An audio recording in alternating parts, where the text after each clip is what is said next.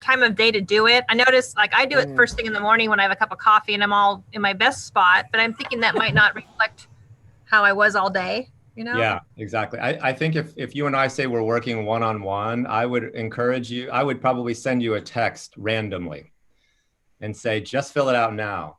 So you're right that we typically kind of find the pattern of, oh, I feel great. I just had my coffee. It's first thing in the morning. If you've been doing it primarily in the morning, I would encourage you to try to do it at night.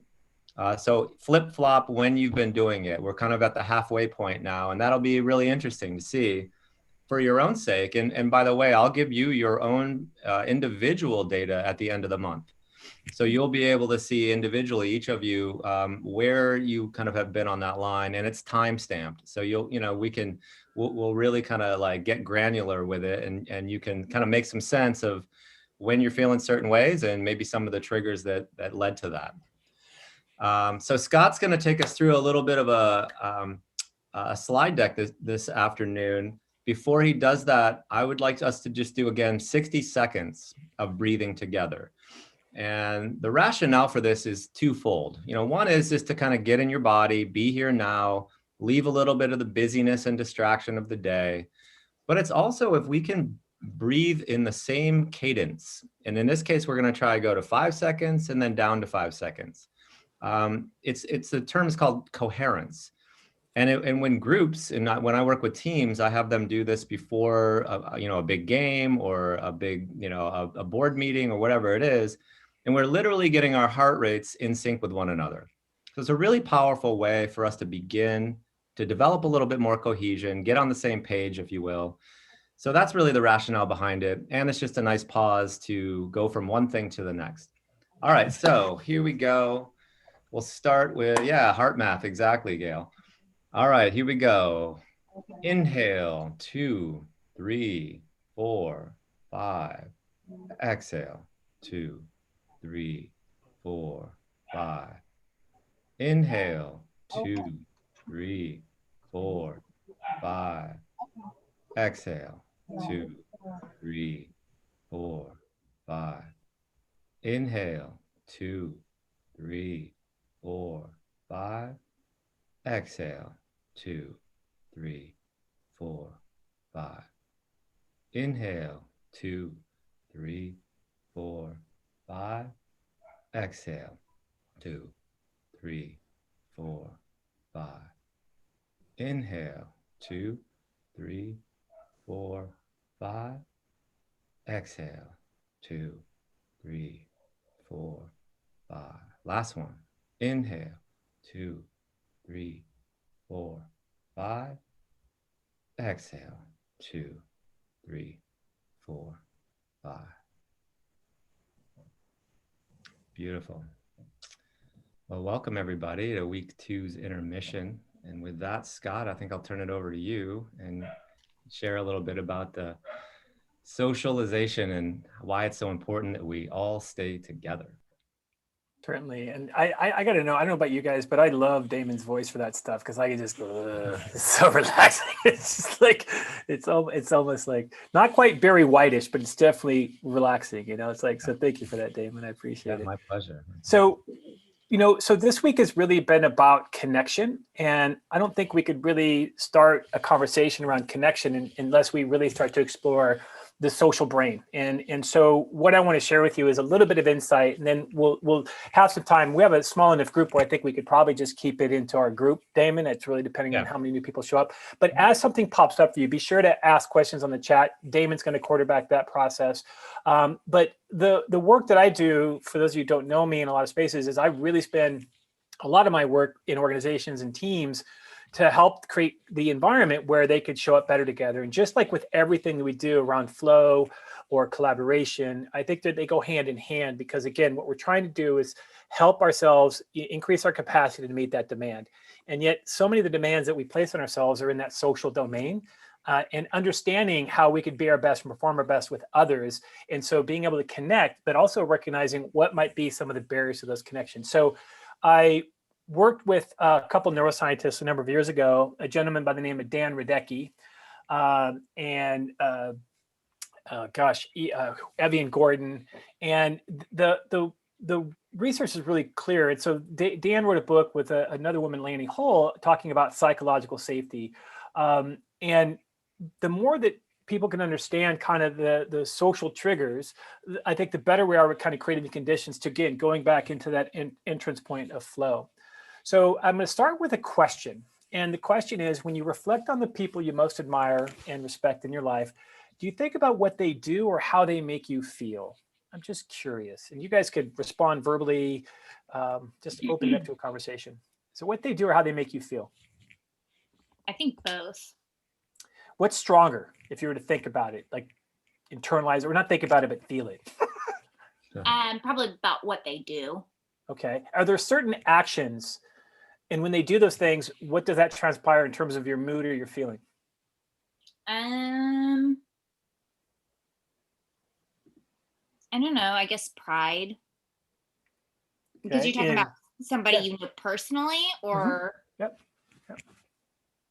I mean, just think of people you admire and respect. And so the things that they've done that bring some sense of something comfort for you, right? Because one of the questions I always love to ask people when they're dealing with another person, you know, of what may be getting in the way of connection, is if you think about people who are complaining about another colleague or a friend or a loved one for that matter, I simply ask them, do you like who you are when you're in their presence, right? What do you feel in their presence? Because it's not necessarily about what they're doing, but how you feel in that situation, which is all social. And a lot of times we don't necessarily have the skill set or the mindset sometimes to kind of have that conversation, right? Anyone else in terms of doing or feeling? For me, it's how they make me feel. Yeah. How often do you think about how when you leave a room, one of the questions I love to ask people is like, when you leave the room, do you leave an aftertaste, an afterglow, or an aftermath, right? So like, what is the experience people have with you? Because again, as Dane was saying, our brains are talking with each other. And most of the issues is what's the compatibility dynamic? And what I love about what we've created in this community in the short time that we've been together is seeing the high five. And because Red Bluff is a small town, most of you guys know each other, you work with each other. You cross paths, but there's some new people as well. So the question is, how do we really deeply connect? So I want to share with you an experiment that was done. And this was actually an experiment that was done at UCLA. The researcher's name is Naomi Eisenberger, and her husband is Matt Lieberman. And Matt and Naomi coined the term social cognitive neuroscience, which is this idea of that there is a social component to how we feel, right? And so the experiment here is you're in an fMRI machine and you're told that you're going to be playing virtual catch with two other people, right? So the other two people that you could see, you'd be the hand, right? And you're playing this virtual catch. And what's lighting up in your brain is the reward circuitry right now because they're being included, right? And then at some point, what's interesting is that the game changes, okay? So then the game changes, and this is what happens. You're being left out of the game. And what's interesting about this phenomenon, what they noticed was really puzzling for them because they saw in the person's brain that where your brain processes pain, physical pain, is actually lighting up in this situation, right? And so and what was interesting is when they started to interview the subjects after the research, people that felt more left out of the game had a higher response to the negative pain that they felt in their brains. And so what they discovered in this research is that social pain is physical pain. And this is a really interesting point because many of the sticking points for us when we start talking about getting into flow or even group flow for that matter, is that we might have been humiliated in our past and we would never want to do that again. I think of some of the clients that you're working with, for example, because the other reality that I'd love to, the other question I will ask people is, how many of you can remember, or how many would you say that memories of social pain of what someone said to you is far greater than the memory you have around falling off your bicycle or injuring yourself physically? So we have memories, and a lot of them are that social pain that we describe. And so when we're encouraging connection, in a way, what you're doing is you're kind of lighting up the same circuitry in the brain that's rewarding, right? So there's a lot that goes into the science of connection. And that's why in collaboration, the true effort for me is to getting people to that sense of group flow. right? Because, you've all been in those situations where it's a social component where we're clear on why we're there. We feel a part of it. We're respectful of one another. And so what's been really nice when you look at the wall of wins, for example, and we're going to pull it up in just a little bit, it's just to look at the way people are giving high fives and celebrating just the fact that someone had a glass of water. It's like, that's huge for the brain, because what it's doing, it's hitting the dopamine circuitry in the brain. And so all of a sudden we also start to learn and grow our abilities because people are actually sharing. But I wanted to just stop right there and just see if you guys have any questions or comments around the finding, and how many would you say that you even notice in your work, how many people are really holding themselves hostage based upon something that was said to them or done to, that the social pain, if you will.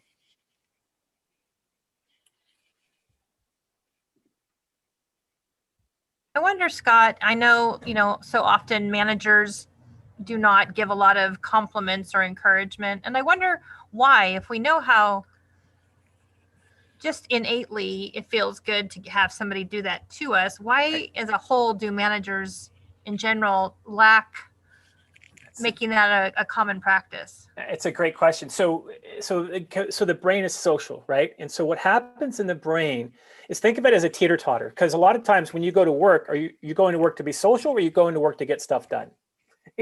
And so you have this teeter-totter between the results. So once you go into result orientation in your brain, you're not as adept at picking up on social cues in your environment. And so a lot of times we work with managers where we're trying to help them develop empathy by just noticing, just noticing their impact, and actually building it into a process where you would say before a meeting, you do a check-in, building in the habits of that idea of taking care of the other and that social component. Frankly, some people might not be really high on inclusion, so they don't think about that as a need. So you almost have to build it into a practice of recognition, because again, recognition is hitting the reward circuitry of the brain. In fact, giving someone a compliment triggers the same reward circuitry in the brain as giving someone a raise, right? Now, it's not the same, but it activates the same part of the brain, just so you know. And I think that's part of what people don't recognize, is that and the other thing is that you're letting the employee know that you see them, right? So there's all kinds of benefits, but I think the biggest reason is because that teeter-totter, the result orientation kicks in and you don't pick up. So that's why you have to do that. We always say there's something called dimensions of success. It's results, process, and relationships. And so as managers, how do you do all three, right? So you just have to build it in just like you're doing this, you have to build it into your daily practice.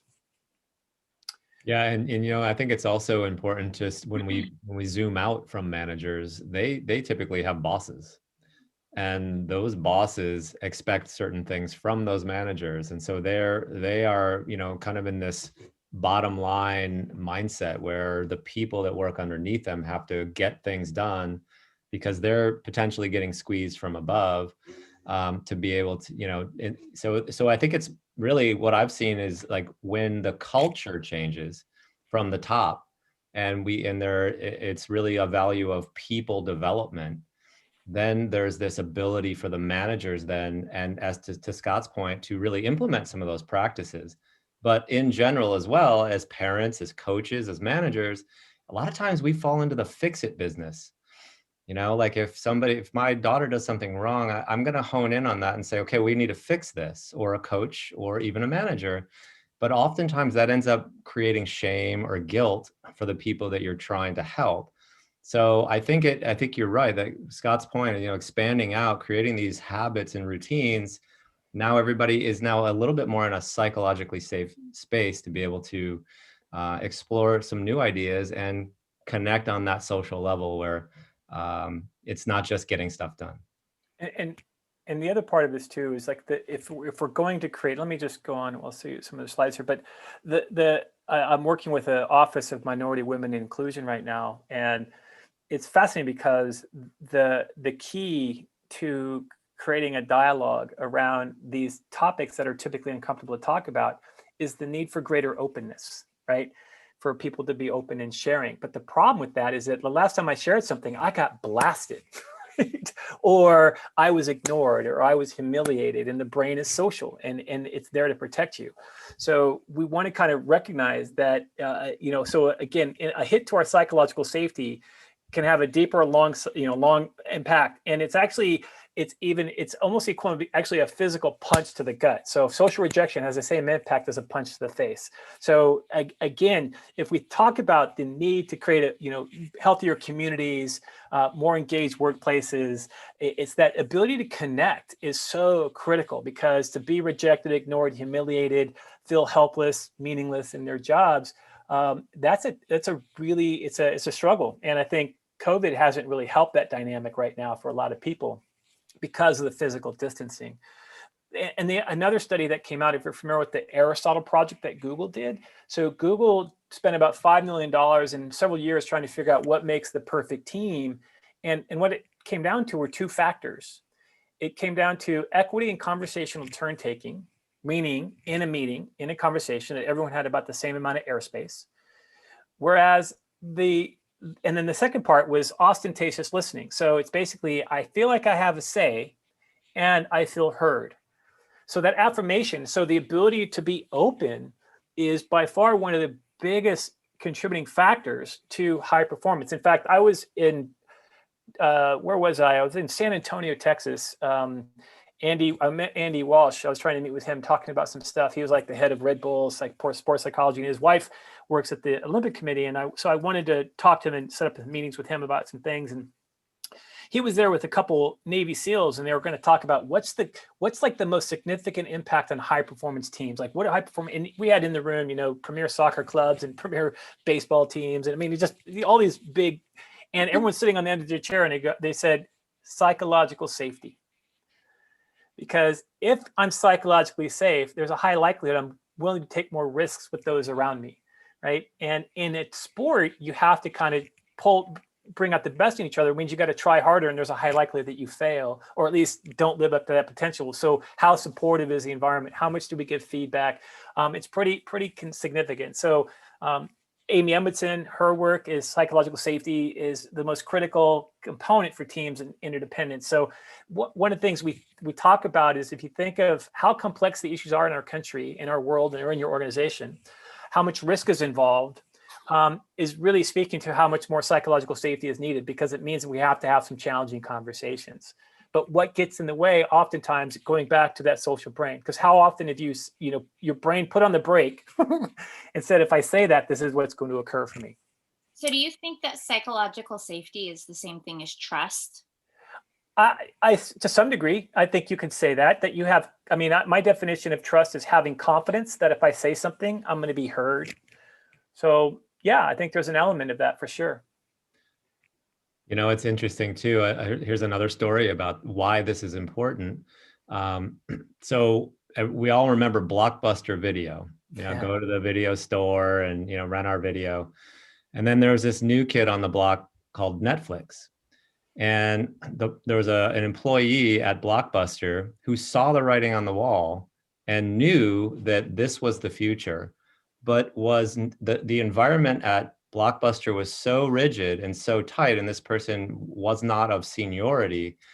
So they just bit their tongue, because they knew they were going to get, kind of like chewed out for switching out a model. At that time, they owned all the property, they were the number one, for video, but they also owned all these brick and mortar buildings. Why would we ever change, is what the senior leadership said. And here's this middle manager saying, wait, I know that this is going to happen, but held his tongue because he wasn't psychologically safe. The culture wasn't safe enough. And obviously we know the end of that story. But that's another element of this. And adaptability is a really key metric nowadays. And so we need to have all hands on deck and all perspectives.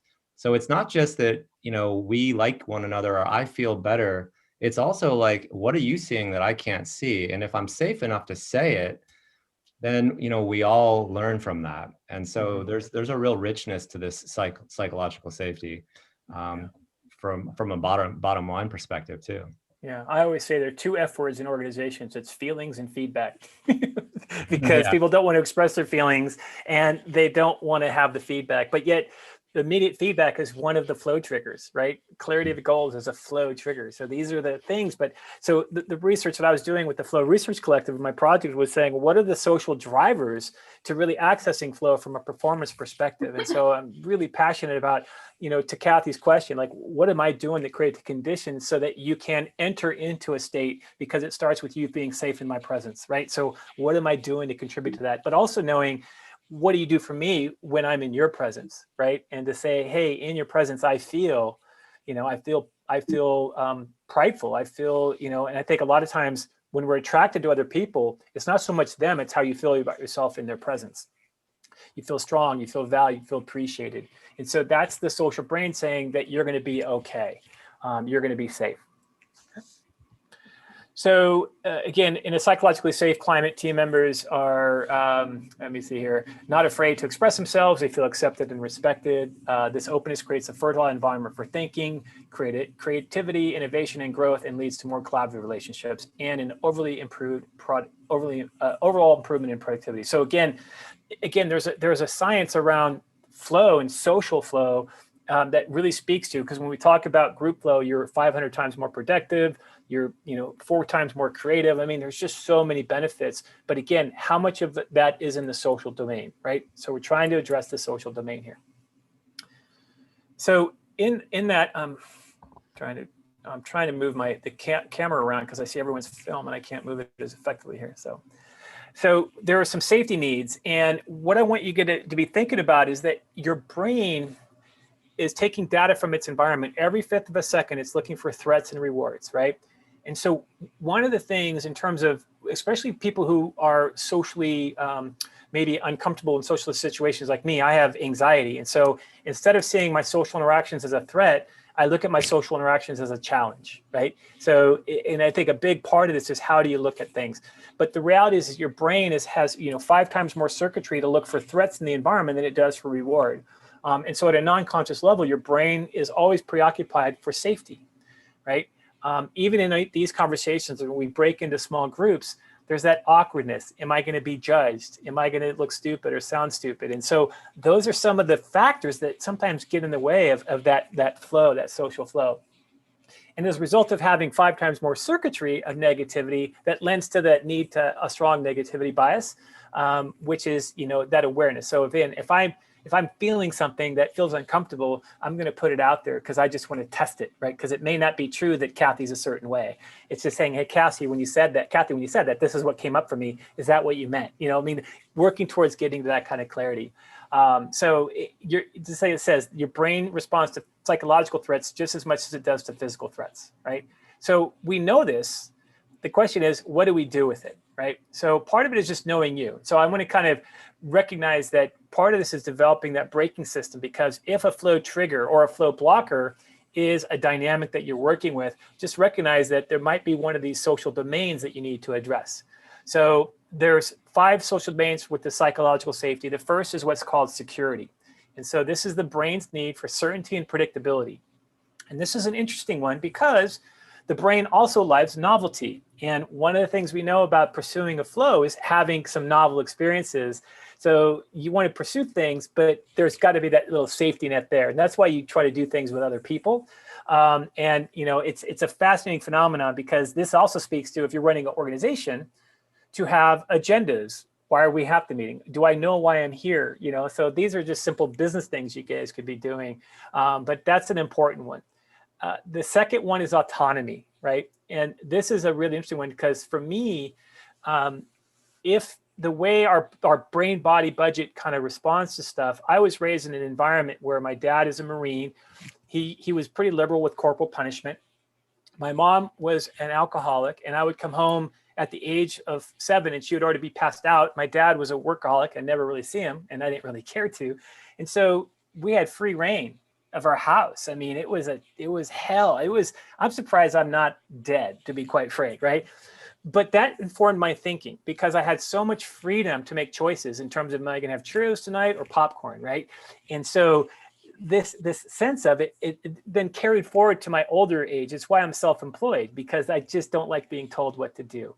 And so for some of us, that might be a really important driver where you get threatened when someone gives you some advice. Like, don't tell me what to do. I'm the boss of me, right? It could be really, really tricky. But autonomy is my number one when I start thinking about my social choices. Does it give me the freedom to express who I want to be? And we know in healthcare, if you give patients the ability to take their pain medication, they actually use less of it, right? Because they're in control. This is an interesting study, as I think I was sharing with earlier, that this was looking at incidence of hypertension in senior population. And what they found is that, so anything below 0.05 is considered statistically significant. And you'll notice that you have comorbidity, you have social well-being, again, a big part of the social, and then helplessness. And so this was, when you talk about a hazard ratio, one of the biggest causes of stress on our nervous system is feeling helpless. And how many of you guys ever get stressed when you can't get through to somebody, right? And you feel helpless? It's really more of a reflection on you feeling like I can't get through. And especially in the work that we're doing, trying to make a huge impact, it can feel really frustrating. So creating those reframes, making the big things small, all these things kind of play into it. But this one to me is really profound because I think of all the trauma that people have experienced in the North State, specifically around the fires and then now you have COVID, you have people losing jobs, where the world is happening to us. And so what kind of control do I have in that space? Hey, what does marital status mean in that world? Single or divorced in a relationship. So were you divorced or single? But again, from a element of hypertension, some people would be like, thank God that person was an asshole, kind of thing. So I think it really depends on the relationship, on the dynamic. That's why it wasn't as statistically significant as these other ones were, right? So, because sometimes being single is liberating for people who've been married under a tight regime kind of thing, right? Can I say that, by the way? Is that okay? All right. So the next one is around fairness. And the fairness one is fascinating because when things don't feel fair in the social component, it activates the disgust network in the brain, right? So this is really fascinating because this is why performance improvement or performance reviews are so negatively looked upon, because if Damon gets a 4 on his review and I get a 4, I'm like, that's not fair. I work harder than Damon. So what do? I withhold my performance. I show up late. I leave early and I start stealing stuff from the office and be totally justified in my behavior. This is what is happened in our society when you look at kind of how people are playing the victim card and saying, well, these people are going to do this to you. I mean, it's dangerous now because when people start getting agitated, all bets are off in terms of civility. In fact, let me show you. Have you guys ever seen the monkey experiment?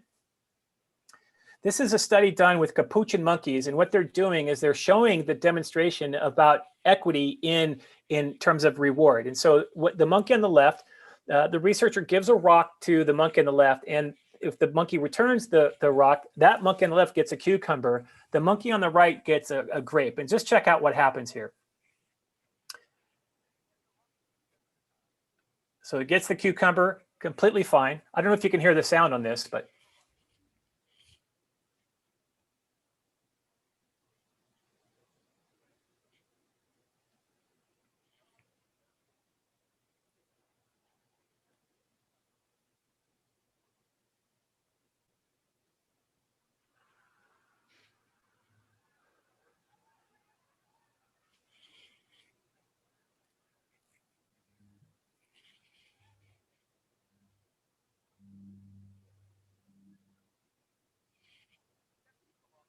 yeah, so she hits it, gets the rock to make sure the rock is the same as the other one. Gets the cucumber again. I think this is the first time the monkey actually spoke and used the F word, right? Said F you to the person on the line. But this is really compelling because they've done this study with dogs, with birds, and I think we see it all day long with people. And again, if we're trying to connect with somebody where they feel like what you're doing to them is apparently unfair, it's harder to get through. And then we start questioning our own capacity. So it's really getting to that level of clarity of understanding, again, the social brain and why connection is so strong. The next one is, so again, this is a study done around fairness board activates in the brain. I'm not going to get too much into that one. The fourth one is esteem. And so this is basically how you see yourself in relationship to others, and your interpretation of how other people see you. So again, how many of you guys have wanted to do something, but didn't because you're worried about what people would think of you, right? And so that's a real tough one for a lot of people. But again, when you start thinking about, hey, I want to pursue some novel things, but if I do, people will think I'm weird, right? So when I first got back from my first experience at a flow camp a couple years ago, where I first met Damon, I came back and I was doing ecstatic dance church, and my wife thought I was losing my marbles. But it's like, hey, I want to try some new things out. If I'm going to be, promoting this, I better start living it. And but it really shifted so much. Because again, I'm not so much worried about what other people think of me, but a lot of time we're occupied with that, right? It's why one of the dangers of social media is because is this esteem component. And the last one in relationship to the 5 social domains is trust. To what was said earlier, and in the context of trust, this is about in-group versus out-group. So again, when you think about communities like Red Bluff that you're trying to bring together, through health and well-being, would you say that even in the town of Red Bluff, people perceive each other as us and them? I mean, we have a political discourse that I think is extremely toxic because there's an us and them. There's an in-group and out-group. And whatever group you affiliate with really doesn't matter, but you're going to see the other group as a threat. And that's where the danger gets in when we're trying to build, some level of community in our organizations and in our towns.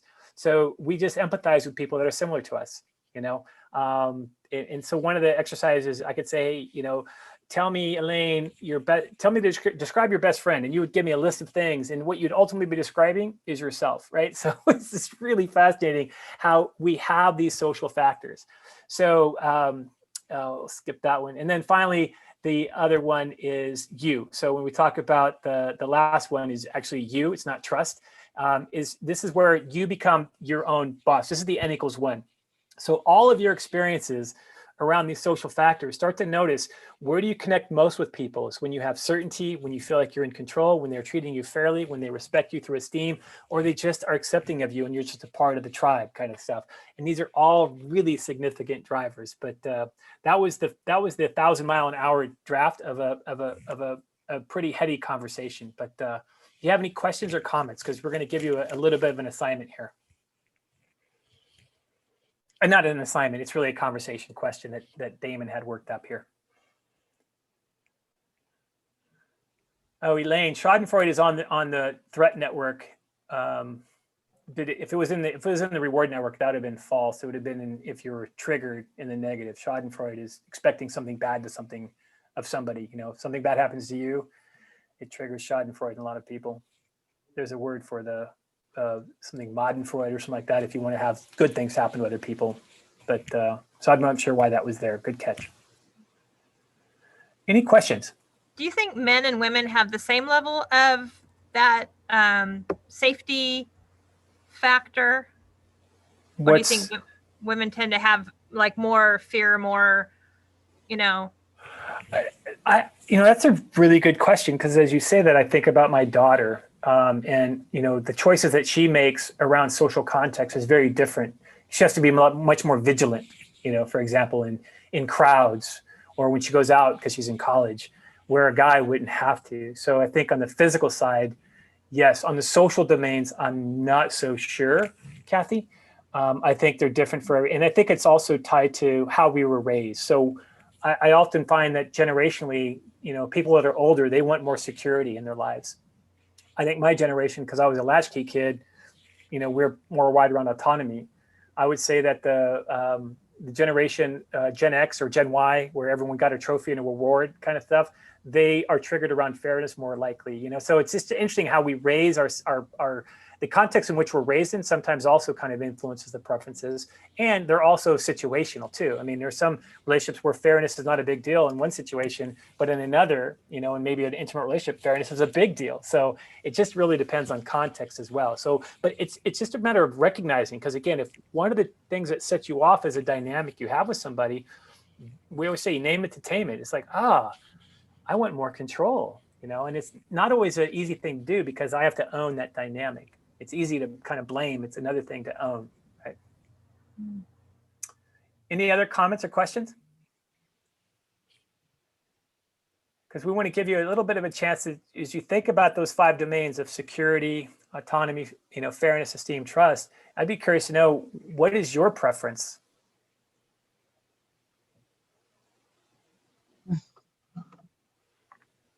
Can you hear me? Yeah. I think it's what you said, Scott. It kind of can depend on the moment in time. Like right now, certainty and security are super important to me. I don't have a lot of it, but if I were to want one, security, I would love that. Right. And so even think about when we start talking about the brain and the body budget, right? So, one of the things is if you're pining for that, right, what's the next best step to feel like you have a little bit more certainty and predictability, and what does your body need to get yourself there? So again, do you see it as a threat, that you don't have, or do you see it as a challenge to get it? And again, part of the reason why I'm framing it that way is that the brain is either moving towards a reward or it's moving away from threat. And so again, how you frame that need for security is, I don't want to lose these things versus I want to pursue these things. It's also very different in terms of how you look at it. I don't know if that helps in terms of thinking It through does. Yeah, thank It's a you. really important frame. Okay. And I think some of the clients that you work with, I mean, they're pining for more certainty and predictability. Right? So, Oh, absolutely. Yeah. Okay, thank you. What would yours be? Security, need for security, autonomy, fairness, esteem, trust. Like, what's your go-to one? I feel the strongest about the fairness one. And so when I saw the word disgust, I was like, whoa. Yeah. Because that would be strong with me. And I think the last 9 months, it's brought out probably more of those stronger feelings around fairness, and so maybe I have to think some more about, is it really as unfair as I think? And should I be jumping to disgust quite as quickly?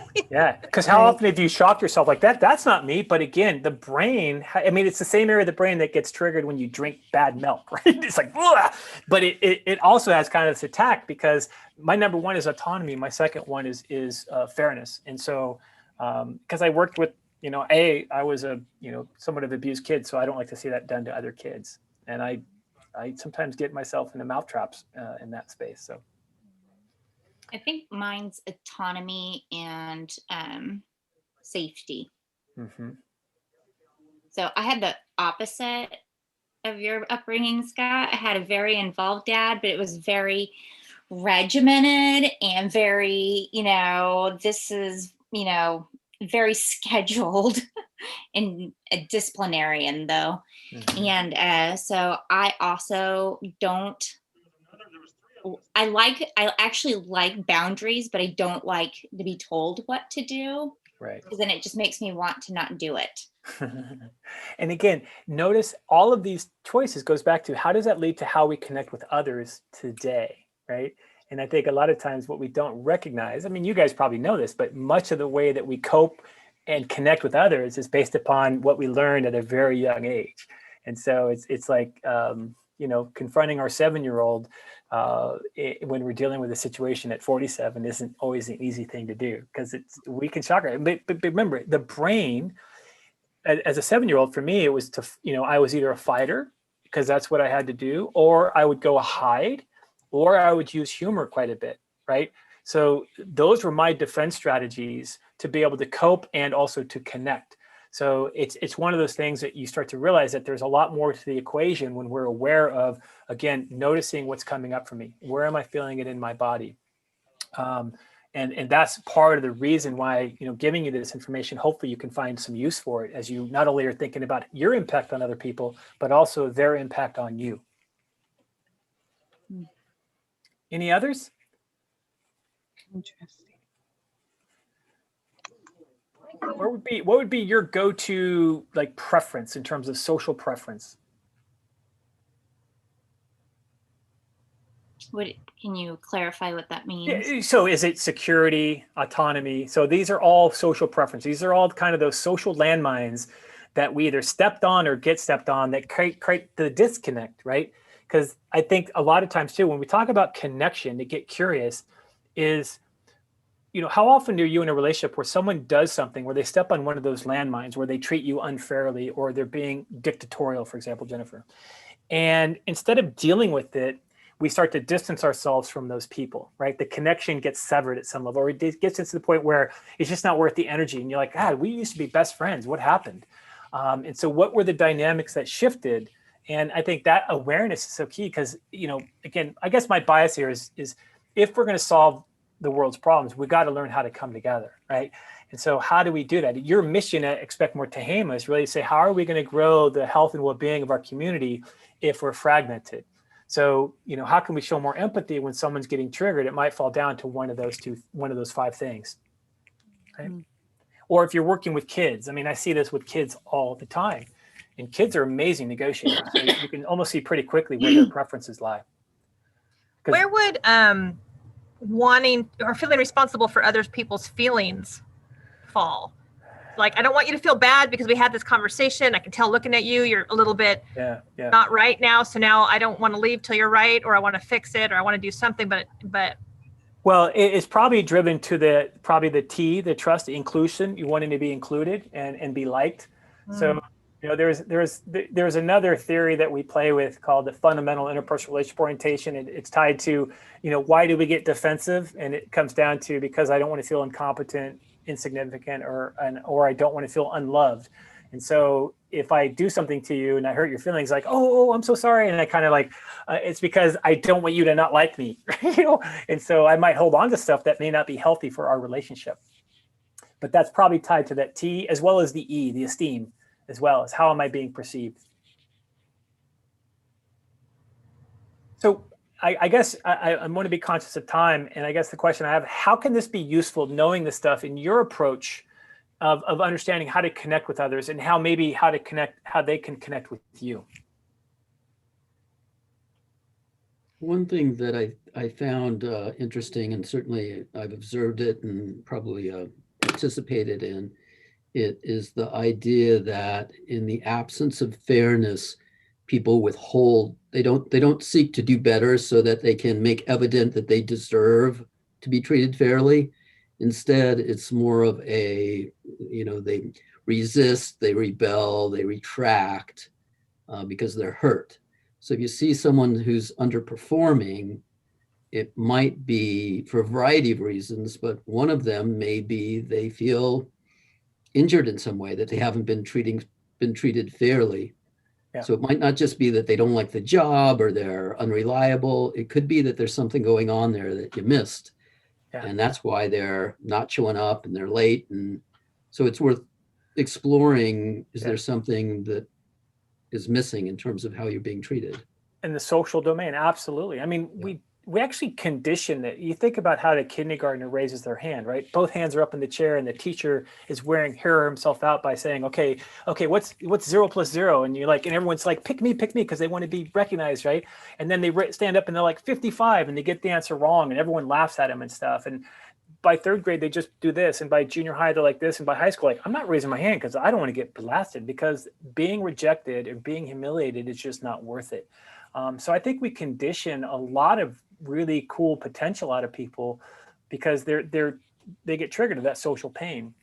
Mm-hmm. And it's hard for them to connect. And then if you add in trauma, it makes it even harder, right? In terms of abuse and things like that. So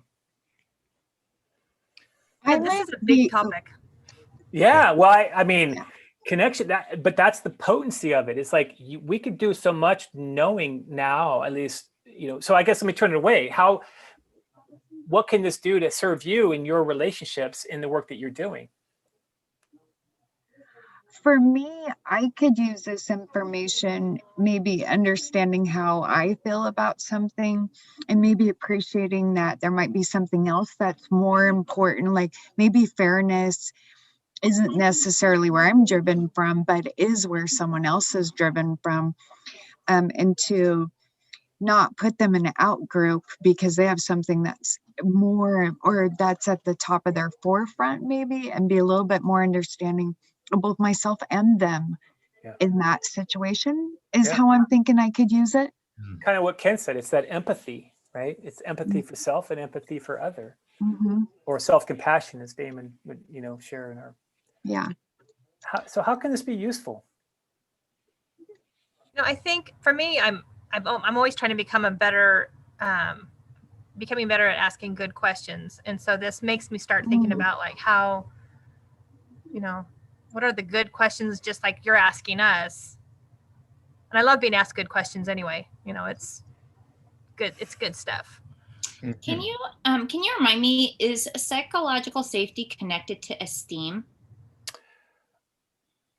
Well, in the context of if I speak and I'm not being judged. So in the context of that safety framework, esteem is one of those. And again, it's how I see myself. It's how I think other people see me and how I, the story I make up in my head about how they're seeing me. So esteem plays a part in terms of your willingness. It's like, public speaking, why people don't like it is because of being judged.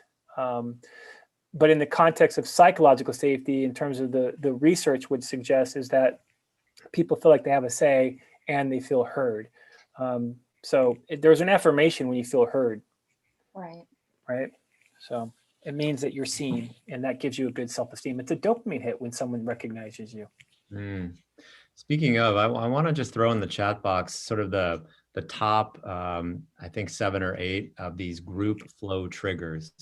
So, one way that I think that we can help to make the work that Scott's talking about a little stickier is when we sort of start to define the playground that we're working in. Actually, Scott had a great study that he shared a while back, and it was like about 3 football fields size of space with a teacher with 5-year-olds. And the teacher stood in the middle of the space and there was no boundaries.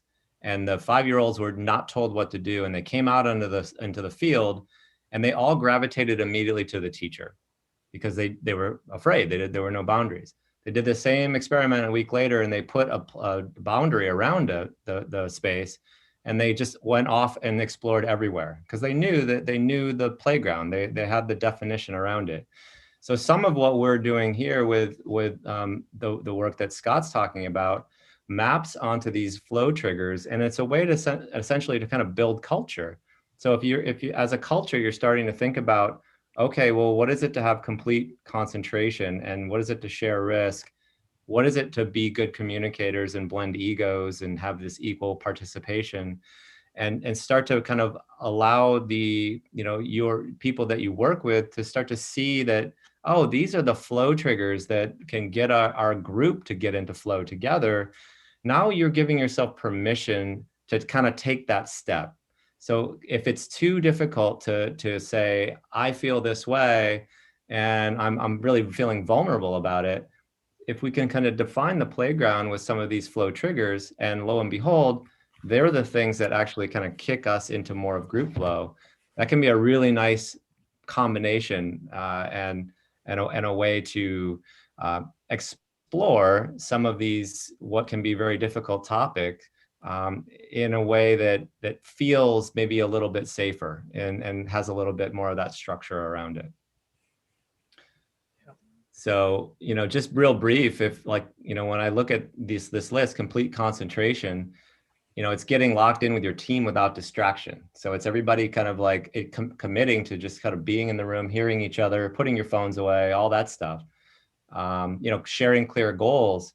Everyone knows the direction of whatever the game is that you're playing at that time. And it really frees up energy to keep our attention focused on the task and maybe not get so tripped up in my competency or my need to be liked or however that shakes out.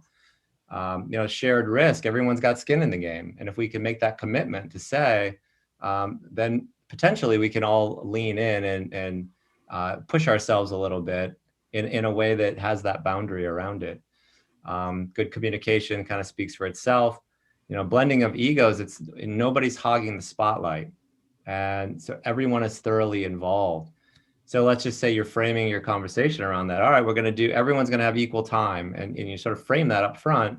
It sort of forces people to, and feel safe enough that, okay, I've got my 2 minutes. So I don't need to try to figure out when to interject.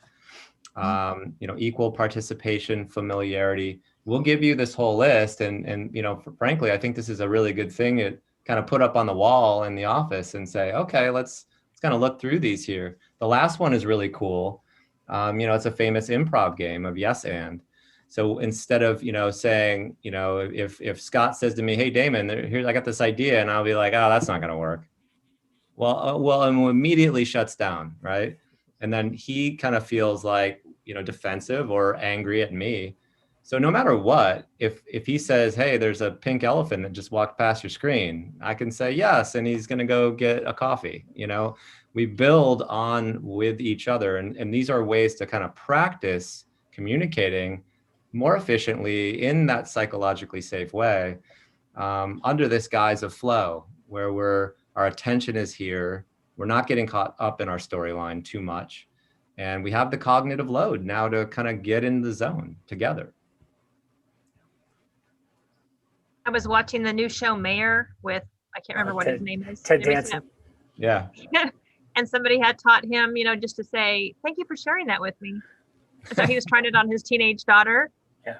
And she sort of looked at him and then she kept talking. Thank you for sharing that with me. And she just kept talking. Like she couldn't stop, at that point. It's again, I really do think that we underestimate the power of social in our pursuit of flow, and it's one of those things where if the more that I have done this work, the more that I see the opportunity to, not just in my own life, and I think someone had mentioned earlier, instead of trying to get people to come to where I am, right? How do I connect to where they are and what their needs are and move towards them, not in an enabling fashion, but in an understanding fashion, so that we can sync up and get coherent, because again, we have work to do. So there's a huge value of that self-awareness that we practiced last week, but now it's a matter of, okay, what is the level of connection I have, and what is the level of connection that I need? And Kathy, to your point around that feeling of being in disgust, then the question is, where's the lesson? I always say, take the most challenging person in my life is my teacher. So, because I love learning. And so I turn it into a puzzle rather than a problem. And it's a huge gift for me, because I can't blame you for my ineffectiveness. I just got to figure out, how do I attack? And then also have those open and honest conversations. So, and we're going to stick around if anyone wants to kind of have any additional questions you might have been uncomfortable asking in the forum here. But we want to hopefully give you enough information that you find useful versus interesting, because there's a big difference, right? So hopefully you found some usefulness in this data. Nice. Anything Thank else? you. Anyone else? Just so you know, this is the best meeting I've had all afternoon. So I just got out of a 4.5 hour deposition. So to me, this is such a gift. And it all had to do with people not understanding the social domains. It was really fascinating. So anyway, so take care of yourselves. Just to prime you, next week's theme is choice. And so we're going to explore some of this connection work through the lens of how can we understand that we do have choice.